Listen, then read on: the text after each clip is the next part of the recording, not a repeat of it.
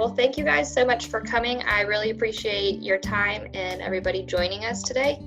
This is the first Fertrell webinar, so it's really just so we're new at it. As you can see, there's a little bit of a hiccup there, but we got through it. I don't know if Jeff said this already. If he didn't, any questions that y'all might have, or questions, or if something doesn't make sense, just type it into the chat box, and Jeff will we'll read the questions off. So my name's Alyssa. I think I've met most of you on here, but I'm on the animal nutrition team at Fertrell with Jeff. Today I'm going to talk to you guys about receiving chicks. So whether you're receiving pullets or you're receiving broilers, getting chicks is fun and it's exciting, but you really need a plan to help set yourself up for success. So the first 14 days of a chick's life, usually they're going to be in the brooder. Now it depends on where your location is, but a majority of the time they're going to be in there from 14 to 21 days. But this first 14 days or the brooding phase, is the liftoff phase of chick development. So it's the most important stage of their life. Everything about them is developing really rapidly. So their skeletal systems are developing them really rapidly.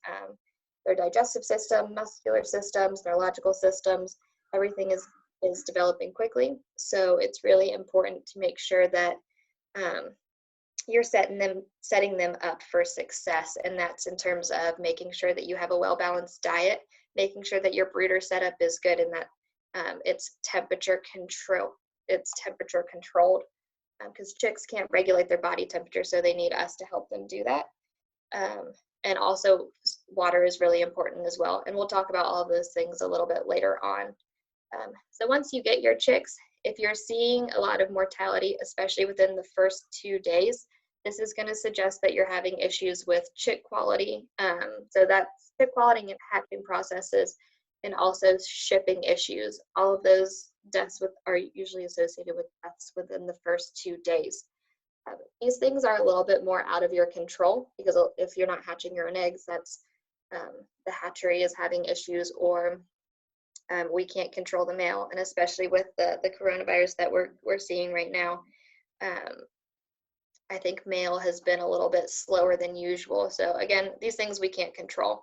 But if you're seeing deaths within the first, let's say, 2 to 3 to 5 days, or 7 days, I'm sorry, that's going to suggest you're having issues with your early brooder management. Like maybe your chicks didn't find food and water fast enough, or maybe the temperature hasn't been quite warm enough, and that could be issues there. When you get these chicks, again, you're managing them by the hour, not by the day. So 1 day of a chick's life, let's say like the average Cornish cross, is 1.7% of their entire life. So when you first get them, the main objective is when you place chicks, is that you need them to find food and water as quickly as possible, to help set them up for later on, to help set them up for success. Oh, sorry. All right. So whenever you are preparing your brooder, it helps to plan ahead. Ideally, you're going to have your brooder set up 24 hours before your chicks arrive. If you're doing multiple batches, you want to clean out the brooder really well in between. So that means clean and fresh bedding is pretty important. Please clean out your feeders and your waters as well. So chicks that are 2 to 3 weeks old are going to have other bacteria or pathogens, things along those lines, that day-old chicks don't have the immune system to fight off.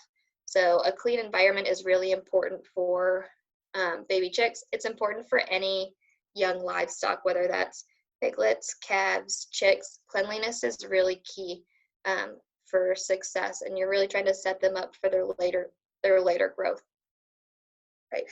So the brooder, you really need to have a reliable heat source. So chicks can't regulate their internal body temperature. So the fluffy down feathers that they have, while they are very cute, they are not very insulating.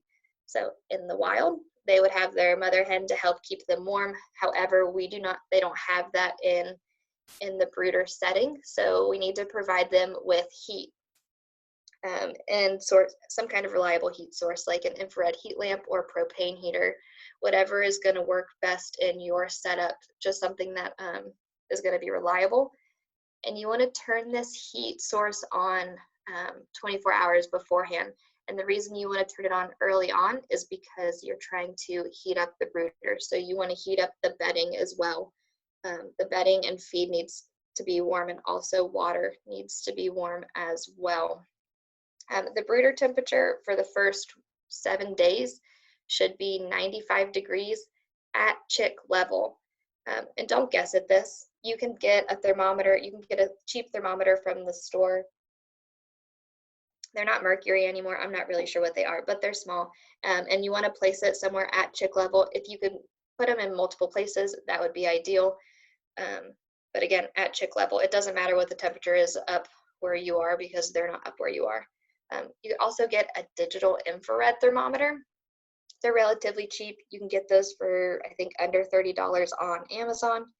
If you don't like Amazon, you can get it from other stores, but I'll have a link for the infrared thermometers. One of the benefits of these thermometers is you can take multiple temperature readings throughout the brooder. So just pointing it in various locations to see how the temperature is in various locations. After day 8, you can start decreasing the temperature by 1 degree daily until it reaches either 75 degrees or ambient temperature. So whatever temperature it's supposed to be outside.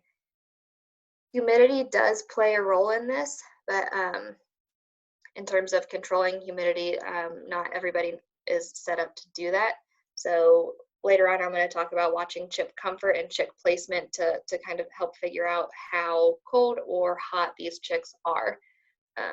So 95 degrees can read on a thermometer, but also watching chick comfort and chick placement is going to be really important. Observation is key when you're raising any kind of livestock.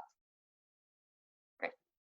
So when you're preparing your brooder, you need to make sure that you have enough, that the chicks have enough living space and feeder space. So especially for the first 72 hours, it's best to crowd them to a quarter of a square foot per chick for living space, and then you can increase that a quarter of a square foot per chick per week. So at week 2, you need a half a square foot per bird. At week 3, 3/4 of a square foot per bird.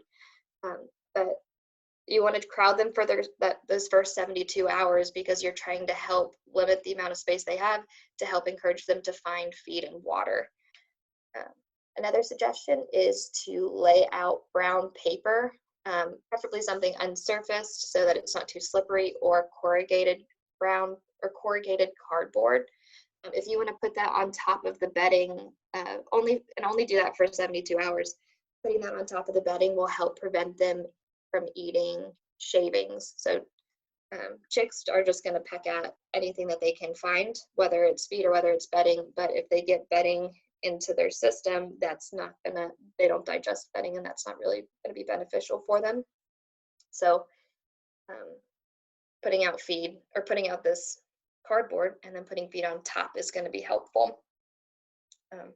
Also want to plan ahead. Some people are going to keep the chicks in the brooder for 2 weeks. Some will keep them in 3 weeks. But again, that just depends on the temperature or where you're located and what the weather is doing. We can't control weather. We never know what's going to happen. So I think it's best to plan to keep them in the brooder for longer. If you get to get them out of the brooder sooner, that's great. But just in case, plan to have them in there for a little bit longer. Also, feeder and water space is really important. You don't want them competing for feed and water space. So 1 linear inch of feeder and water space per chick for the first week, and you want to increase that by 1/4 of an inch weekly.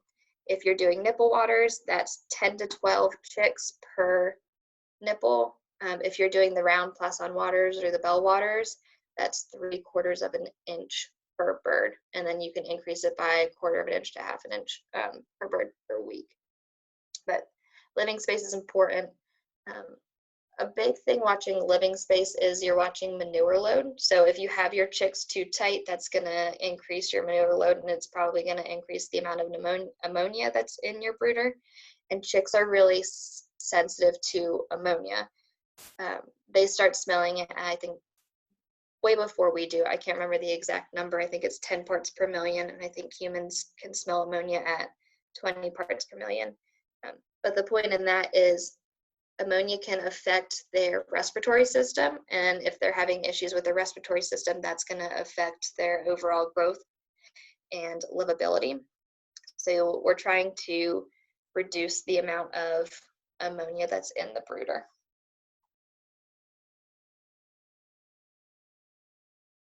Okay, so choosing the right bedding will help set you up for success in the brooder as well. Bedding needs to be fresh, clean, and dry. Again, please clean out the bedding in between groups, just to make sure it's fresh and clean. And when chicks arrive, the bedding should be the correct temperature. It should be warm, and that's why it's helpful to turn on the brooder 24 hours in advance. Chicks lose a lot of heat through their legs, so one of the ways you can tell how warm or cold or how comfortable the chicks are doing is by picking up a few and touching their legs to the back of your hand or your cheeks, where the skin is a little bit more sensitive, and you can feel how they're doing based on that. If their legs are cold, then the temperature is too cold. If they're too hot, the temperature could be too high. So there are different bedding options, and I know that there are plenty of people using different types of bedding, but at Fertrell, we prefer the dried sphagnum peat moss. I use my cursor. It's just here that is an example. The Lambert is a decent brand, and also the Premier are two examples of it. And you want to get the bales of peat moss. I think they're 3.4 or 3.8 cubic feet is a bigger size, and that would be ideal. So the peat moss is really highly absorbent. It's about 5 times more absorbent than kiln dried pine than pine shavings. It's also naturally antimicrobial, which means it's hard for bacteria and protozoa that cause it's naturally antimicrobial, so it's difficult for bacteria that cause coccidiosis and viral arthritis to live and thrive in peat moss. So it's going to help with your chick health later on in life. The only downfall to peat moss is that it's very dusty. The dustiness of it. So the only person or thing that's going to hate the peat moss is you, because it's extremely dusty. But the dustiness doesn't affect the chicks. You're not going to see any more respiratory issues or anything along those lines. So all you're going to have to do is you're just going to have to clean out a little bit more, like clean your feeders and waters, or clean your waters a little bit more often. The chicks really like it, and if it's going to help with chick health, it's worth it. Right. So another bedding option is rice hulls. They have a good absorbency. They're just not as available everywhere. Are you guys able to ask questions? Jeff, are you there? Yeah, I'm here. We've missed a couple questions, but that's okay. Oh, okay. Do you want me to keep going? No. So we have a couple questions on this slide. Okay. First question was, what about the slipperiness of straw? And also is it as absorbent? And is that chop straw versus long stem is the first question. We have 3. So. All right, let me get through pine shavings and straw. Sorry, I just wanted to make sure that I hadn't missed anything because I hadn't heard anything from anybody. Right, so rice hull is high absorbency. It's not available everywhere. Pine shavings are a good option. They're pretty cheap. They've got a good absorbency, but they're not as absorbent as peat moss. And peat moss also makes a really good soil amendment too, so it's beneficial for soils. And then lastly is straw. I think chopped straw has good absorbency, but I think that the pieces and the ends can be kind of sharp, and that could affect chicks' feet. It could poke it, and then yeah, it can affect their feet. Also, pine shavings is what I wanted to hit on, that we want pine shavings and not wood chips. Because again, the wood chips can be pokey, and it can affect their feet as well and cause sores. What were the other questions for the straw? Okay, so the question on the straw was the slipperiness of the straw. And are we referring to chop straw versus long stem straw? I would think I was talking about chop straw, but in terms of slipperiness, So the question comes in that some of the straws have a higher waxy coating to their outer stem, oh, okay. and when they get wet in a brooder environment, they do not provide equal traction to something like peat moss or pine Right. shavings. Okay, I'm So following. you can actually lead to tendon slipping on straw. Turkeys actually are worse than broilers. So there is a slipperiness, or there is a little bit of a hazard with straw as far as being slick or slippery, um, especially when they're very young and their tendons and their bones haven't grown and their tendons haven't tightened, and you can actually slip some tendons out of joint on Okay, straw when they're day olds for that first week or so. right. Um, we have another question. I've heard people using compost for bedding. Any thoughts on that?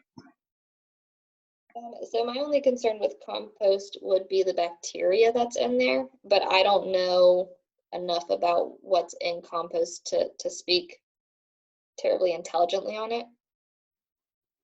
So, Yeah, you really touched on it. Compost is an unknown factor in that we don't know what was in the compost. We don't know how well it was composted, and we don't know what bacteria are still viable in that compost. right, it just So, sounds kind of yeah, risky. right. And so then the next question is, does peat moss capture more ammonia? I think it does. I want to say yes, but I don't have anything to back that up. So, I think Um, it has. and it will, because the carbon fiber or the carbon structure of the peat moss is less dense.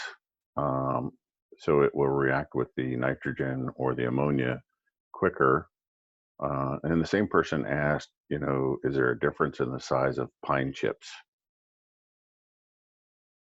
I would stay away from pine chips and stick with shavings.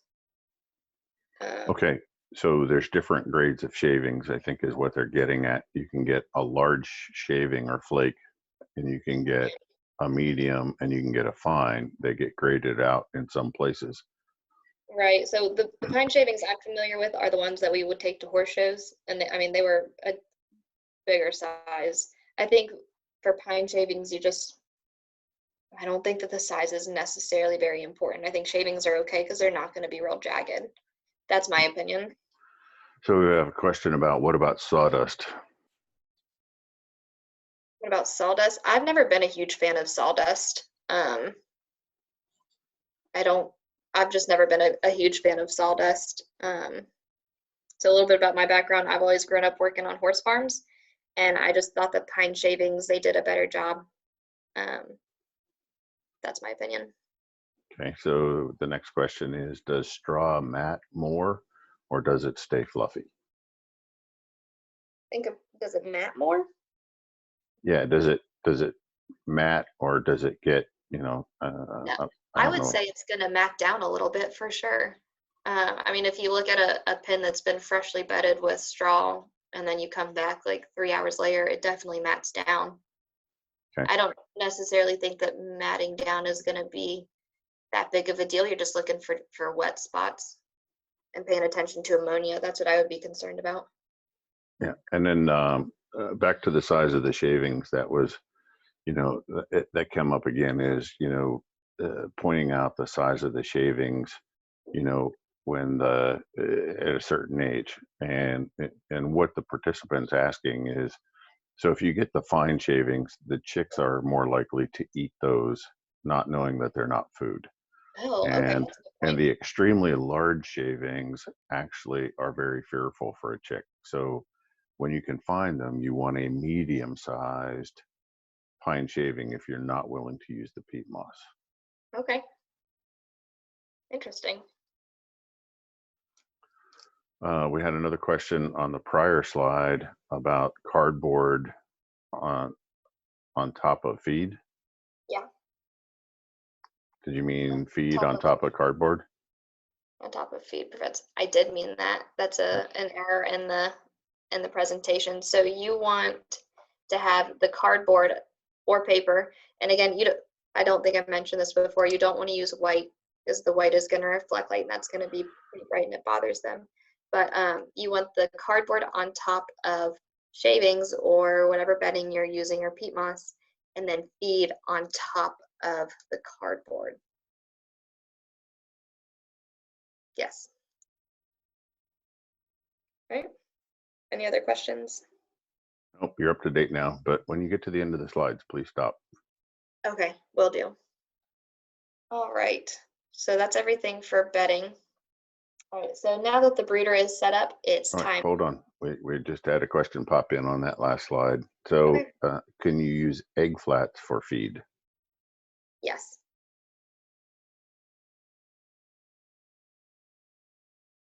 All right, okay. So now that the brooder is set up, it's time to pick up your chicks. Some people are going to pick them up from the post office. Some people have them brought to them. But transit time, the ideal amount of time that they're actually in the mail is less than 2 days. So when they're in their mail, it's a pretty stressful environment. The chicks are being moved around, and I'm sure that the postal workers are being as delicate with them as they can, but they're still getting moved around from truck to building and vice versa. So it's pretty stressful. They're also not in a temperature controlled environment, so there's a chance that they could get chilled or they could get too hot.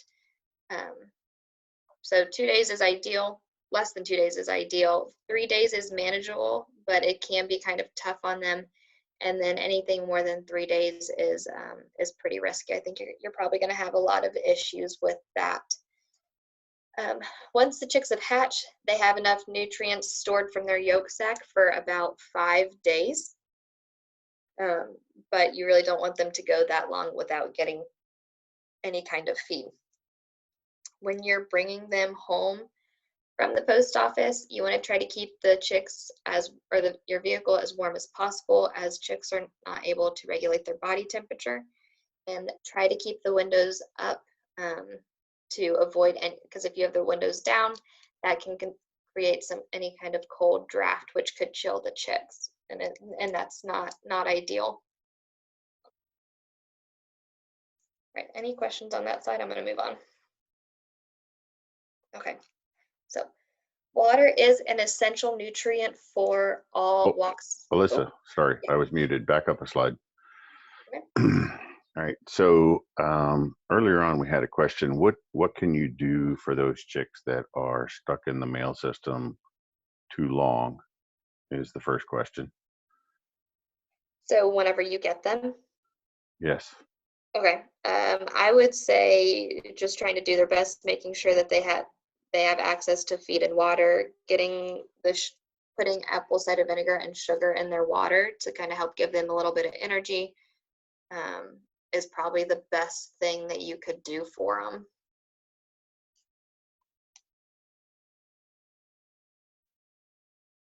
And the next question is a turkey poult yolk sac storage also the same as 5 days? It's probably similar. I don't want to say yes or no because I don't know for sure, but I imagine that it's similar. Okay, I think that's it for now. All right, awesome. Thank you. So water is essential, again, for all living creatures. Whenever you receive the chicks, instead of just putting them out, if you have the means to do it, if you're feeding like trough waters or something like that, I would suggest dipping their beaks whenever you get them to help them find feed or help them find. Sorry about that. It's really important that they find water because water drives feed consumption. On average, a chick is going to drink 2 times the amount of water and weight than she'll eat in food. So the first water that you're giving them, it should be warm, or the water that they have in there should be warm, ideally around 80 degrees Fahrenheit. So putting that water out the day before whenever you're setting up the brooder is going to help warm up that water. If you get cold water into them, that's going to reduce the chick's internal body temperature, chilling them, and that could affect their later on growth. To that first water that you're giving them, you want to add to 1 gallon of water, add a cup of sugar and 1 ounce of apple cider vinegar. And an ounce of apple cider vinegar is 2 tablespoons. So the sugar will help encourage chicks to drink, and the apple cider vinegar is going to give them a source of electrolytes, and also sugar is going to give them a little bit of an energy boost too. So, but you only want to add the water, or add the sugar to the water for the first water, and then afterwards clean it out, or for the first day, and then afterwards clean it out. And make sure you clean it out well, because sugar, bacteria grow really well in warm environments, and sugar is a great medium for bacteria to grow. So if you've got the brooder as a warm environment and you have sugar in there, it's going to increase your chances of bacteria to grow in the water. And bacterial growth in water can reduce water consumption, and it can also cause other illnesses as well. So please make sure to clean out the water after you add after sugar, after 24 hours of adding sugar to the water. Sorry about that. Okay, we have a couple questions. So, first was, can you get warm water that morning to prevent the fermentation? Yes. Yes. Yeah, I don't think that's not a problem, just as long as the water is not too warm or not too cold. Sorry about that. Because again, Okay. we don't want it to be too cold, because if it's too cold, it can chill them. We had another input from a participant that Okay. actually 2 participants said the same thing, that the yolk sac is not always 5 days. That's just kind of an assumption, but it can be a sliding scale based on the parent stock, and the vigor of the parent stock. So it may not be, That's a it good could point. be, could be 3 to 5 days. Right, considering it depends on how well they were fed. Okay, that's great to know. Thank Yep. you. And the last question on this slide is confirming that you want to dump all of the remaining water after day 1.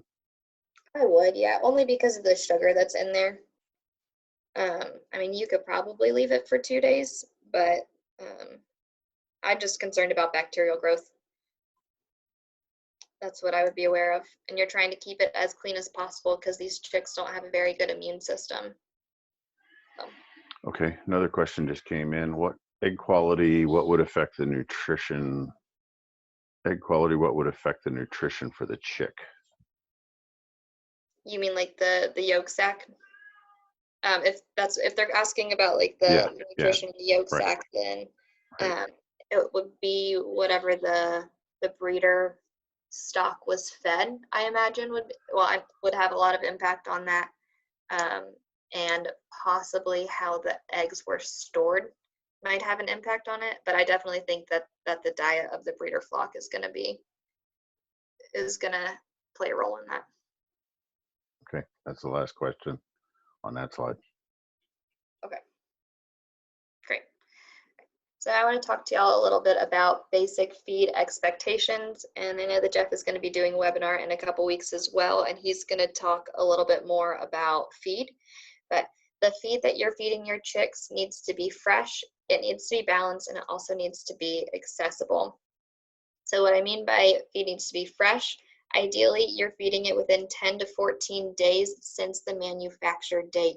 So the fresher, the better. And I understand that sometimes this isn't always practical, but 10 to 14 days is going to give you the optimum performance from that feed. Ideally, you're not going to feed any feed that's older than 30 days. So once grains have been ground, the carbohydrates are going to start oxidizing, and it's going to make the feed taste a little bit stale, and that's going to reduce their intake.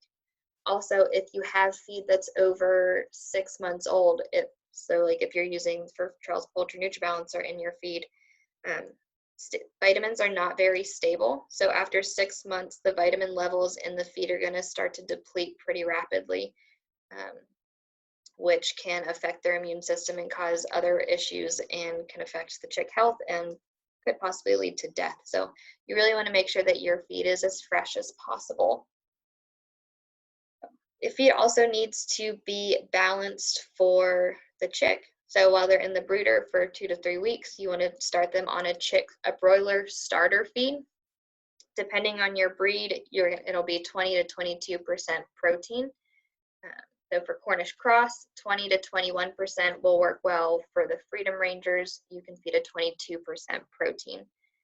But again, you're looking for a broiler starter feed, which is specifically balanced for that stage of their life. And also, feed needs to be accessible as well.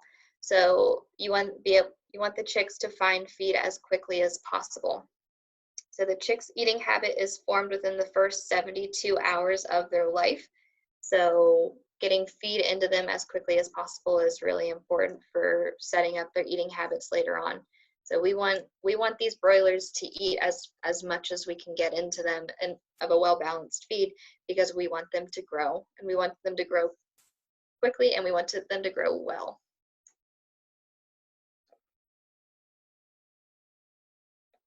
Are there any questions for that slide?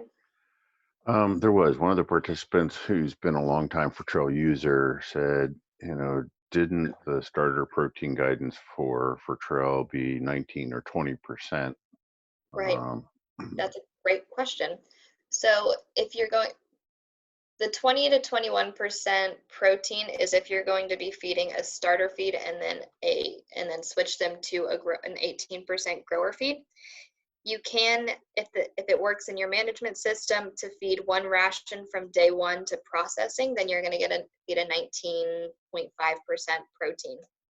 And the thought behind that is that they're going to start a little bit slower, because nutritionally they need a 20 to 21% protein. They're going to start a little bit slower, but they're going to finish a little bit faster. So it's going to even out. So there are different management styles, different ways to feed. You can either feed them a starter ration and then switch them to a grower ration when they go out on pasture, or you can feed one feed, which is the starter grower, from day one to processing. Does that make sense? Yep. Okay. All the questions we have for now. All right, great. So I'm going to move on to the next slide then. All right, so we really want to help encourage these chicks to find feed faster.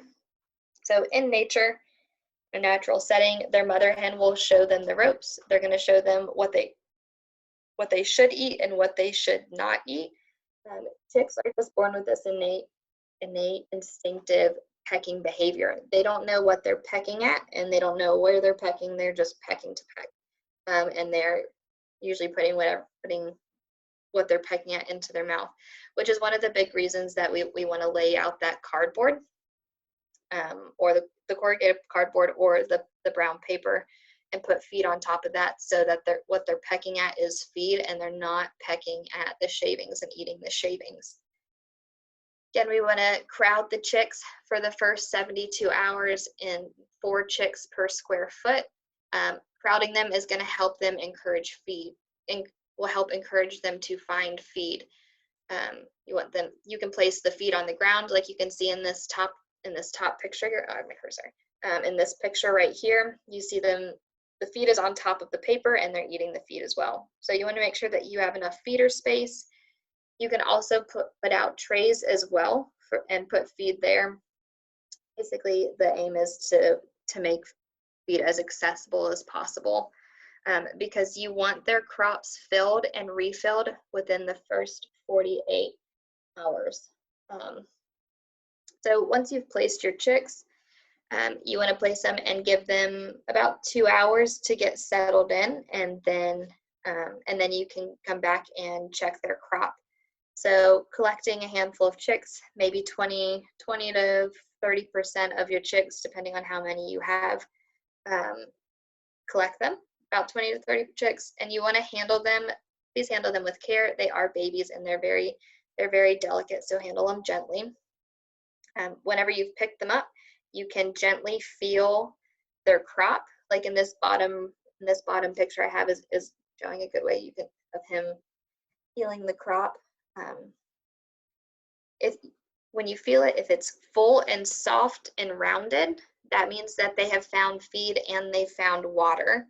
If it's full, hard, and textured, that means they found feed, but they haven't found water very well. So maybe those chicks, whenever you put them down, put them near a water source to help them find the water. If they're empty, then they haven't found feed or water, and that is, again, that's not ideal. So put those chicks near feed and water as well. Maybe crowd them, make sure that they're crowded to help encourage them find feed and water. So when you check those chicks within the first 2 hours, you want 75% of the chicks that you've checked should have their crops full. Within 12 hours, you want to see 85%. Within 48 hours, you want to see 100%. If later on in their growth and development, you're seeing more than 1 to 2% runts, this is going to suggest that they didn't find feed soon enough. Maybe you didn't check your crops, or maybe, they didn't find food fast enough. So again, we're really trying to encourage them to find feed because we're trying to encourage them to grow. And feed and water are essential for growth and development. Are there any questions on that slide? Yeah, we had a participant who wanted us to reiterate and emphasize the amount of feed that we're putting on that brown paper or cardboard, and mounding it so there's more surface area Right. to feed more chicks. Yep. Right, you're not just sprinkling it like a light dusting, you're really mounding it up. I mean, you can see in this top picture here how much feed is on there. And these chicks have been there for a little while. So feed accessibility is extremely important.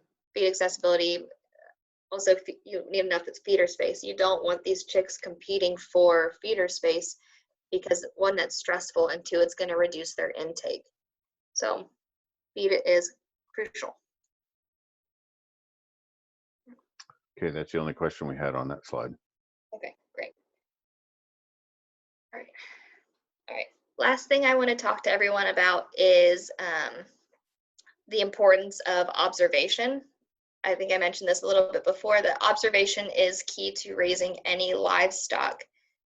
You really want to spend as much time in the brooder as you can, and so you need to be checking on them multiple times a day. And don't just walk over and have a quick look at them and then leave.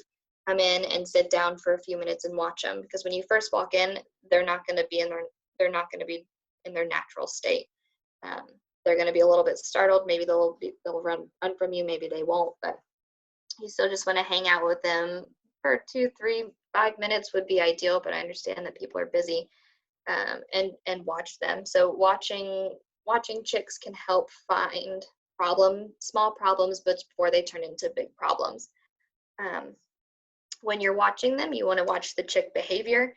So if you see chicks evenly spread out, and you see some chicks eating and some chicks drinking, some are going to be sleeping, some stretching, sometimes you'll see them bolt across the brooder, just being chicks, that means that they're very comfortable and things are going well in the brooder. The temperature is right, they're finding feed and water, and they're doing well.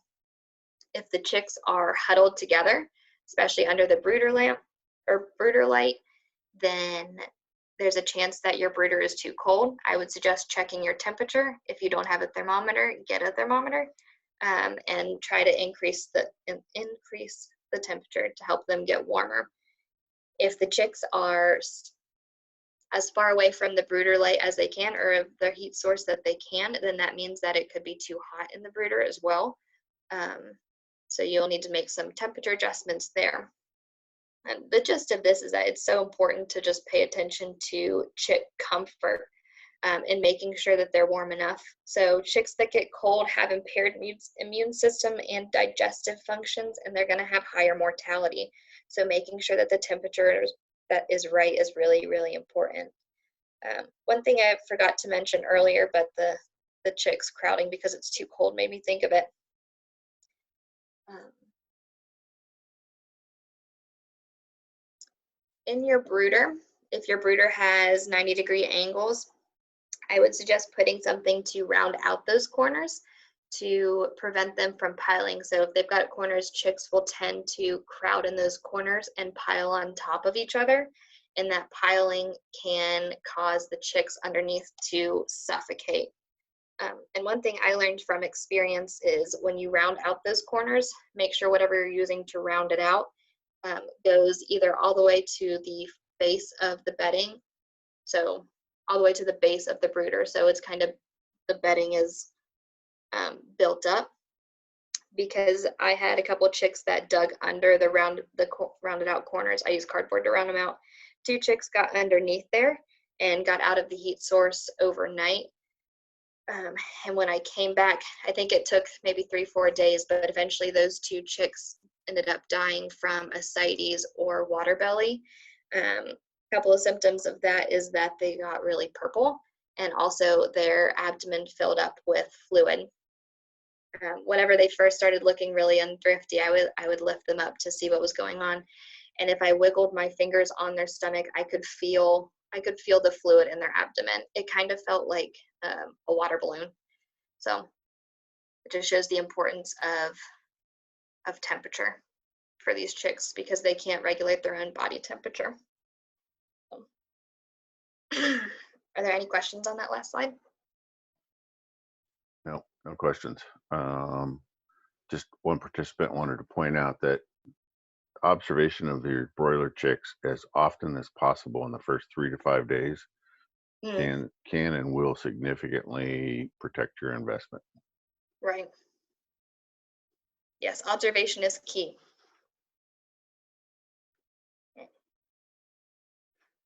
All right, well, thank you guys so much for your time. I really appreciate it. There are a few take-home messages that I want to make sure that just to kind of reiterate.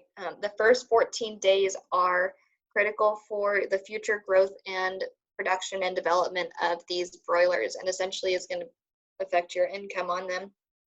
So making sure that the brooder is set up properly, and temperature is important, because again, chicks cannot regulate their own body temperature, and they need us to help them do that.